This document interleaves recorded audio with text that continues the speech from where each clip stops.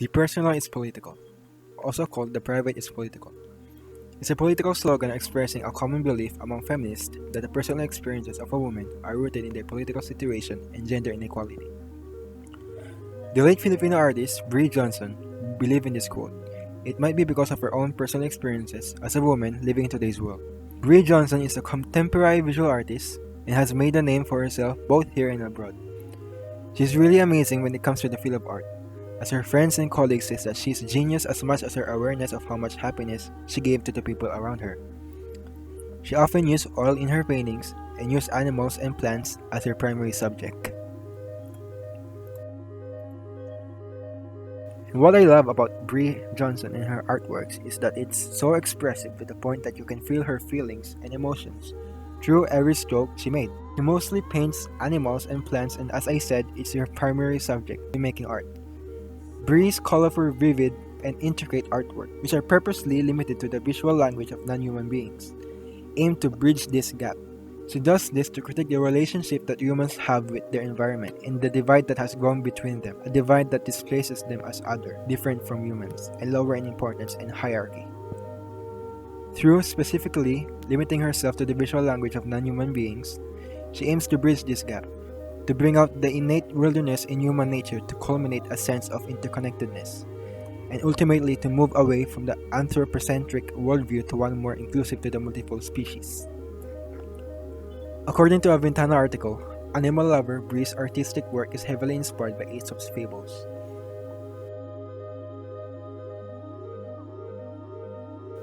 One of the stuff that makes her more interesting for me is how the both of us has this kind of same vibe when making art.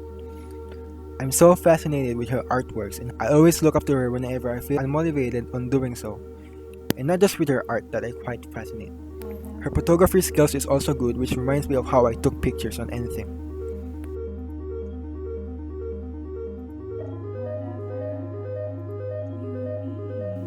Her last solo exhibits include 2021's Zizik, which was held in Manila,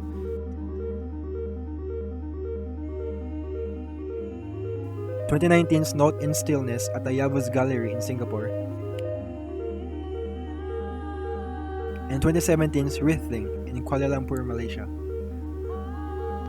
Her first solo exhibit was in 2014 called THERION MYTHOS in Kuala Lumpur, followed by 2015's I Stared at the Abyss and the Abyss Stared Back in West Gallery, Manila.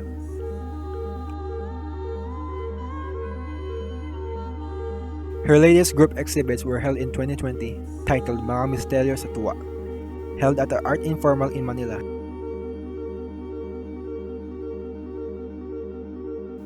Before moving to Manila to be a full-time artist in 2012, Bree, who was an industrial engineering graduate from Ateneo de Davao University, dabbled in engineering and music.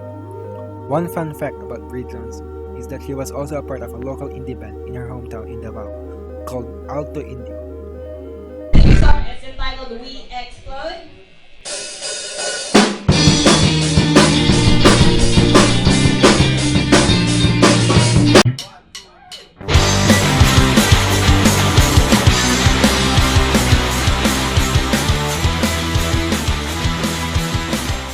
Bree's love for music started as early as high school in 2004 to 2005, where she was a bassist for her friend's punk rock band. When she arrived in Manila, Bree enrolled in UP College of Fine Arts, University of the Philippines, Diliman. She dropped out after a semester but still continued painting. In a September 2020 interview with Art and Market, Bree said her first passion is writing and literature. At various points in my life, I had written, played music, and drew, and my first passion is writing and literature. In fact, most of my sketches and rough lines are words, rather than fully fleshed out figures, she said. Bree JONSON does not only give us her wonderful world but also inspired a lot of people. It's a big shock for the artist world here in the Philippines, for her loss and left at such a young age. My deep condolences to her family and friends, sharing in your sadness as you remember.